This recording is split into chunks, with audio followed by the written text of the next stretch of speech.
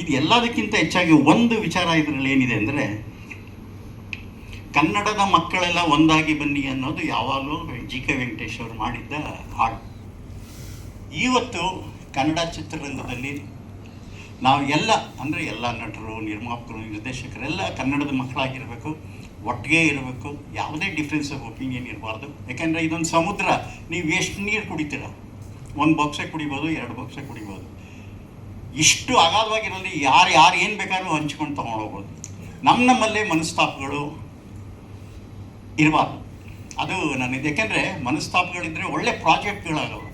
ಅದಕ್ಕೆ ಇದರಲ್ಲೂ ಒಂದು ಟ್ರಯಲ್ಗೆ ನಾನು 14 ಜನ ಹೀರೋಗಳನ್ನ ಸುಮಾರು 6 ದಿವಸ ರಾಕ್ಲೈನ್ ವೆಂಕಟೇಶಲ್ಲಿ ಸೇರಿಸಿ, ಅಂಬರೀಷ್, ವಿಷ್ಣುವರ್ಧನ್, ಪುನೀತ್, ದರ್ಶನ್, ಆದಿತ್ಯ, ಶಿವರಾಜ್ ಕುಮಾರ್, ಜಗ್ಗೇಶ್, ಶ್ರೀನಾಥ್, ಜಗದೀಶ್, ಹೀಗೆ ಅಂದರೆ ಒಂದು ಡೈರೆಕ್ಟ್ರ್ ಕೊಟ್ಟ ಕಾನ್ಸೆಪ್ಟನ್ನ ಆರ್ಟಿಸ್ಟ್ಗಳು ತುಟುಕ್ ಪಿಟುಕ್ ಅನ್ನಲಿಲ್ಲ. 5 ದಿನನೋ 6 ದಿನ ನನ್ನ ಜೊತೆಯಲ್ಲಿದ್ದು, ಬೇಡಿ ಸರ್ ಇನ್ನೂ ಒಂದು ದಿವಸ ಬೇಕಾದ್ರೆ ಮಾಡೋಣ. ಯಾಕೆಂದ್ರೆ ಏನು ಈಗ ಹೇಳ್ತಾ ಇದ್ದೀನಿ ಅಂದರೆ, ಈ ಯೂನಿಟಿ ಇದ್ದರೆ ನಾವು ಕನ್ನಡದಲ್ಲಿ ಮಲ್ಟಿ ಸ್ಟಾರ್ ಸಿಸ್ಟಮ್ಸ್ನ ಸಿನಿಮಾಗಳನ್ನ ಮಾಡೋದಕ್ಕೆ ಭಾಳ ಅನುಕೂಲ ಆಗುತ್ತೆ. ಅದರಲ್ಲಿ ಅಂಬರೀಷ್, ವಿಷ್ಣುವರ್ಧನ್ ಅಂತೂ ಬಿಡಿ, ನನಗೆ ಭಾಳ ನಮ್ಮ ಒಂದು ಹೃದಯದ ಭಾಗ ಅವರು. ಅದರಲ್ಲಿ ಪುನೀತು, ದರ್ಶನ್, ಶಿವರಾಜ್ ಕುಮಾರ್ ಅವರೊಂದು ಜನ್ರೇಷನ್ನು, ನಾವೊಂದು ಜನ್ರೇಷನ್ನು, ಅವರೊಂದು ಜನ್ರೇಷನ್. ಬಟ್ ಆದರೆ ಹೇಗಿದ್ದರು ಅಂತ ಹೇಳಿದ್ರೆ, ದರ್ಶನ್, ಪುನೀತು, ಶಿವರಾಜ್ ಕುಮಾರ್ ಅಷ್ಟು ಸಂತೋಷವಾಗಿ, ಅಷ್ಟು ಚೆನ್ನಾಗಿ. ಅಂದರೆ ನಿಮಗೆ ಈ ವಿಷುವಲ್ನಲ್ಲಿ ವಿಷ್ಣುವರ್ಧನ್, ಶಿವರಾಜ್ ಕುಮಾರ್ ಮತ್ತು ಪುನೀತ್ ರಾಜ್ಕುಮಾರ್ 3 ಜನ ಡ್ಯಾನ್ಸ್ ಮಾಡೋ ಶಾಟ್ ಇನ್ನು ಲೈಫಲ್ಲಿ ಸಿಗಲ್ಲ. ಆ ಪುನೀತ್ ಇಂಟೆನ್ಸು, ಶಿವರಾಜ್ ಕುಮಾರ್ ಇಂಟೆನ್ಸು, ಅಂಬರೀಷ್ ಇಂಟೆನ್ಸು, ವಿಷ್ಣುವರ್ಧನ್ ಅವರಂತೂ ಅಷ್ಟು ಬಾಬೂಜಿ ಎಂಥ ಒಂದು ಡ್ರೀಮ್ ಆಗೋಯ್ತು ನಮಗೆ. ಈ ಥರದ್ದೆಲ್ಲ ನಾವು ಪಿಕ್ಚರ್ಗಳು ಮಾಡಬೇಕು ಅಂತ ಅನ್ನೋ ಒಂದು ಕಾನ್ಸೆಪ್ಟ್ ಕೂಡ ಇಟ್ಕೊಂಡಿದ್ವಿ.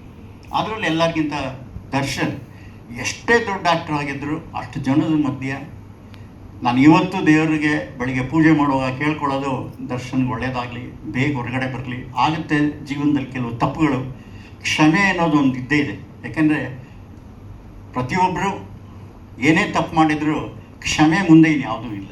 ಆ ಥರದ್ದೊಂದು ಕಾಲ ಬರುತ್ತೆ. ಖಂಡಿತ ದರ್ಶನ್ ಅವರು ಹೊರಗಡೆ ಬರ್ತಾರೆ. ಆದ್ದರಿಂದ ಚಿತ್ರರಂಗಕ್ಕೆ, ಯಾಕೆಂದರೆ ಒಬ್ಬ ಆ್ಯಕ್ಟರ್ ಅಂದರೆ ಆ ಲೆವೆಲಿನ ಆ್ಯಕ್ಟರ್ಗೆ ಎಷ್ಟೋ ಸಂಸಾರಗಳು ನಡೆಯುತ್ತೆ. 2 ಪಿಕ್ಚರ್ 3 ಪಿಕ್ಚರ್ ಮಾಡಿದ್ರೆ 100 ಜನ ಊಟ ಮಾಡ್ತಾರೆ, 100 ಜನದ ಜೀವನ ನಡೆಯುತ್ತೆ. ಇಂಡಸ್ಟ್ರಿ ಆ ಒಂದು ಕಲೆಕ್ಷನ್ಗೆ ಇವತ್ತು ನೋಡಿ, ನಾವು ಹೇಳಬೇಕು ಅಂದರೆ ರಿಷಬ್ ಶೆಟ್ಟಿಯವರು, ನಾನು ನಿಜವಾಗ್ಲೂ ರಿಷಬ್ ಶೆಟ್ಟಿಯವ್ರನ್ನ ಭಾಳ ಅಡ್ಮೈರ್ ಮಾಡ್ತೀನಿ.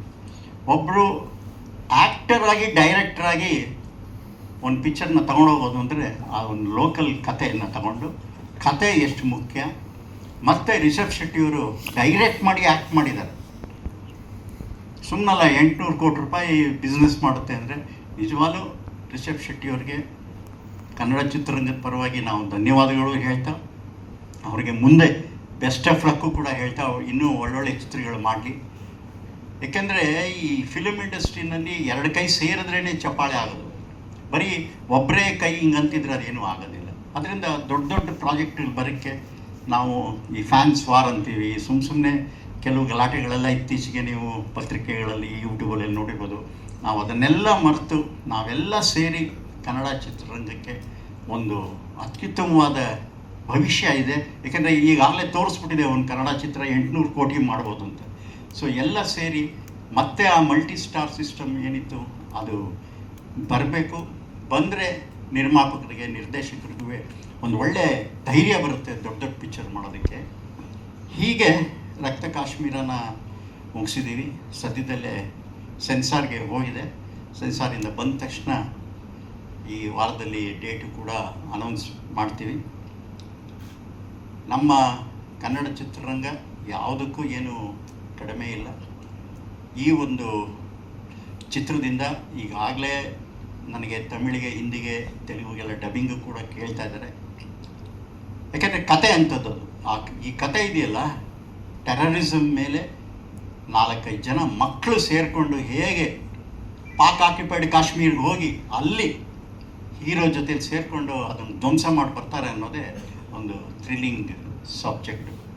ಸೊ ತಾವೆಲ್ಲ ಬಂದಿದ್ದೀರಾ, ಟ್ರೈಲರನ್ನು ತೋರಿಸಿದ್ದೀವಿ, ಇಷ್ಟರಲ್ಲೇ ಸಿನಿಮಾನು ತೋರಿಸ್ತೀವಿ.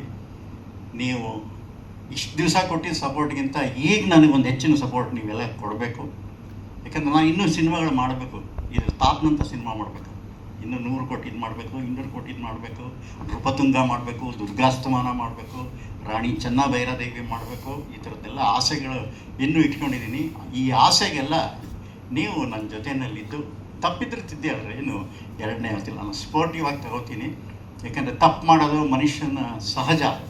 ಸೊ ಅದು ಹೇಳಿದಾಗ ತಿದ್ದುಕೊಂಡಾಗ ನಾವು ಇನ್ನೂ ಮುಂದೆ ಹೋಗೋದಕ್ಕೆ ನಾನು ಒಬ್ಬನೇ ಇಲ್ಲ, ಚಿತ್ರರಂಗ, ಕನ್ನಡ ಚಿತ್ರರಂಗ ಆಸ್ಕಾರ್ಗೂ ಹೋಗಬೇಕು ಅನ್ನೋದೇ ನನ್ನ ಆಸೆ. ಮತ್ತು ಇವತ್ತಾಗಲೇ ರಿಷಬ್ ಶೆಟ್ಟಿ ಅವ್ರ ಪಿಕ್ಚರು 5,000 6,000 ಸ್ಕ್ರೀನ್ ಸ್ಪೇನ್ವರೆಗೂ ಹೋಗಿದೆ. ಹಾಗೆ ಎಲ್ಲ ಕಡೆಗೂ ನಮ್ಮ ಕನ್ನಡ ಚಿತ್ರಗಳು ಡಬ್ಬಾಗಿ ಜಪಾನ್, ರಷ್ಯಾ ಅಲ್ಲಿಗೆಲ್ಲ ಹೋಗಬೇಕು. ಆ ಒಂದು ನಿಟ್ಟಿನಲ್ಲಿ ಪ್ರತಿಯೊಬ್ಬರು ನಾವು ಕೆಲಸ ಮಾಡಬೇಕು.